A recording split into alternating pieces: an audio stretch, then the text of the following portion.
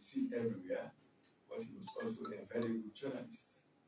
So those people who came back and decided that we must make sure that the press gallery functions will always be respected.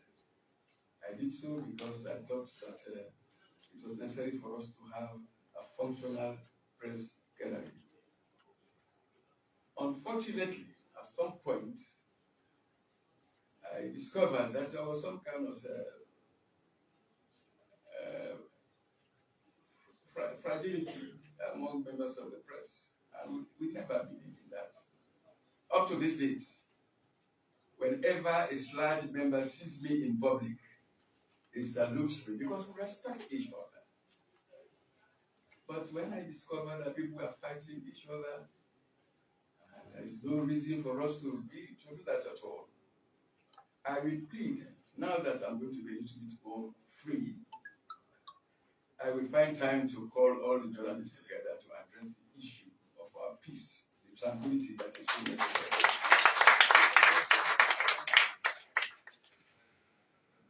I have decided that after my period of retirement, I will do a little bit of things, apart from the fact that I'm going to complete my book now.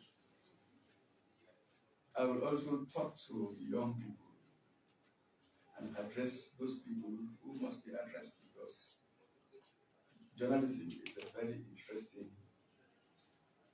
document and an interesting thing.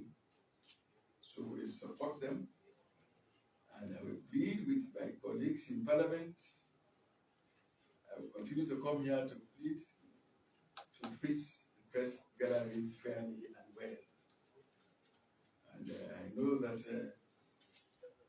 the President, Madabio, always supported us, and he always wanted us to be a very strong organization. But just like in earlier days, when one of my friends was arrested because he wrote an article which was this seen as an article that brought problems between Sierra Leone and Liberia. But I went there and I saw the president then check and said, Mr. President, you must release this man. He said, well, can't you see this man say that the president of Liberia killed his own wife when it is not true? I said, please, I will still will beg. And he said, well, you know what I'm going to do for you? He said, I'm going to tell the vice president to appoint you to go to render the vote of thanks after my press conference. And during that vote of thanks, we plead for him. And then we'll consider him. So we went to the press conference at State House. Fodekande had written this terrible article, I must concede. He said Samuel Doe had killed his wife and that everybody was unhappy about it. In fact, Samuel Doe did not kill his wife. But these are the errors that do occur once in a while. So I stood before the president and the vice president and other people, and I had my great friends with me there, from Busua and other people. And I said, please, Mr. President, one of our friends, Mr. Fodekande, is detained at Pademba Road, for which we see no reason why he should be detained. And he said, yes, sir, is he detained? And well, please, I know that he's detained. I don't know that he's detained. He said, what did he do? I said, please, sir, I don't know. He said, okay, sir, let him be released today. Release him today. Today was how Fodekande was released. But these are the kind of things we saw. You come back to us. You never saw this kind of people. We saw them. So, Mr. Chairman, I'm very satisfied that I was given this opportunity to address my young people and to address some of my friends. And I want to assure you that even though some of us are retiring, leaving office after so many years, I want to assure you that I will never forget my profession. Journalism is my profession, and I've always stood by the journalists of this country. And we hope that the people who are members of the press gallery will not forget that they have a job to perform, and we will support them perform that duty. Thank you very much, Mr. Chairman.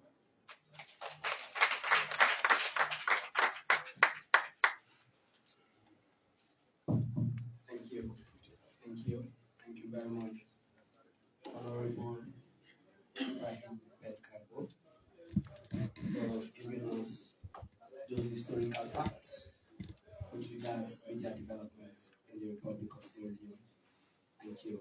And we are also pleased that even though you are retiring but not tired, but you play a pivotal role in resolving the seemingly protracted conflict in the gallery. Thank you. Thank you very much. By way of protocol, Honorable William Slamin will be speaking on behalf of the leader of government business, but I want him to hold this piece first, and let's hear from the opposition leaders. At this point, I'm about to introduce somebody who had played a significant role with regards educational development in Kono District and former mayor for Kwedu City Council and leader of C4C in the Parliament of the Republic of Sierra Leone, Honorable Sir Emerson. Honorable Sir Emerson Amina, you will now make a statement with regard to this occasion. Thank you very much, Mr. MC. I want to pay respect to members of the high table, my distinguished friends in the media, print and electronic. Honorable members, revered honorable members, I pay respect. I'm gratified, honored, at the same time humbled to make but a short statement is going to be like a lady's mini skirt. It's not going to long at all. A very short one.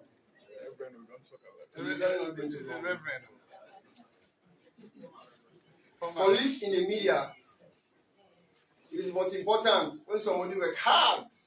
At the end of the day, you recognize that person. And this is just what our press gallery is doing this morning. I've been a friend of the media since my days in the uni, meticulously following the media. At a particular time, I became frustrated because I opted to read mass communication. By then, 2000, 2001, there was no degree course for mass comm. Then I took an alternative route to read education at the Jala University.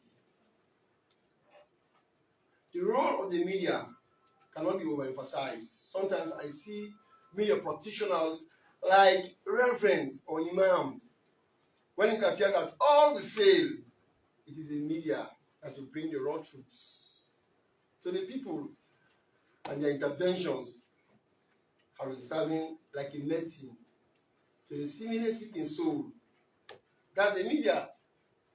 I love the media very dearly, electronic as well as print. Ladies and gentlemen, nobody outside the walls of Parliament will actually know what we have done so far during this fifth Parliament, in this 5-year-long period, until Parliament will talk, Parliament will speak, Parliament will make laws. But if it's it that we know outside, it is for the media's role. And I will not give you an accurate number, but I wish to report to you. Not accurate, I'm too sure, but from my own archive. Until this morning, I could not actually access the answers of Parliament. But we are proud to say the fifth Parliament have ratify 70 bills that turned into law during this fifth parliament. We're also proud to state here that we have ratified 71 statutory as well as constitutional instruments in this fifth parliament. During this 5-year-long period, we have over 400 plenaries. We have had 400 plenary sittings at national and international parliaments. At least the fifth parliament passed 421 conventions, treaties, delegation reports, grants and loans agreements. The public will hardly know about all of these good things this parliament actually did, but for the intervention and the hard work of the media. Religiously following the media has been one of my greatest passions until on that Saturday, I refer to it as a red letter day, September 13, when a journalist from my own district blackmailed me that I serve as a thug to vandalize a particular radio. And little did Sludge, the mother of all journalists, could inquire, slam me a very sad letter or in the form of press release that this is what you've done. Well, one thing that I've gathered over the years in politics, I must always like to drink 3 tablets every morning I wake up. 3 tablets I must drink. 1 is thick skin, 2 is integrity, and 3 is humility. Those 3 tabs, I must drink them before I leave my humble abode. Thick skin, humility, and integrity. These are the 3 tabs I always drink before moving out. And Mr. Sludge slammed me without inquiring from my own very side. I thank God Almighty. I took redress to Mother IMC. And my family that was psychologically tortured in overseas and here, IMC conducted a public hearing, and in that public hearing, the journalists that first accused me with 20 fingers actually hired thugs to vandalize this radio. Then came out, in quote, man, I'm a Muslim. I was saying, not a Muslim. And then Sludge, all right, I beg your pardon. And then IMC got a rethink. The very journalist that first wrote to Sludge again sanitized me and no, he should not lie. But he actually did not see me vandalizing their radio. And that is how far journalism has been, hearing from alternative side. The press role, as I said earlier on, will never be emphasized. Some, if you want to see the real practice of volunteerism, come to the press with no salary, but because of the passion those journalists have, they have been doing good for this nation. And I also want to thank colleagues in the fifth parliament who actually helped the leadership to have actually repealed the obnoxious Part 5 of the 1965 law. And in that law, before this time, journalists should be scared to even say or speak truth to power, especially in the executive wing. But from the repeal of that law, today, journalists can speak out without fear or favor anyone. The fifth parliament has done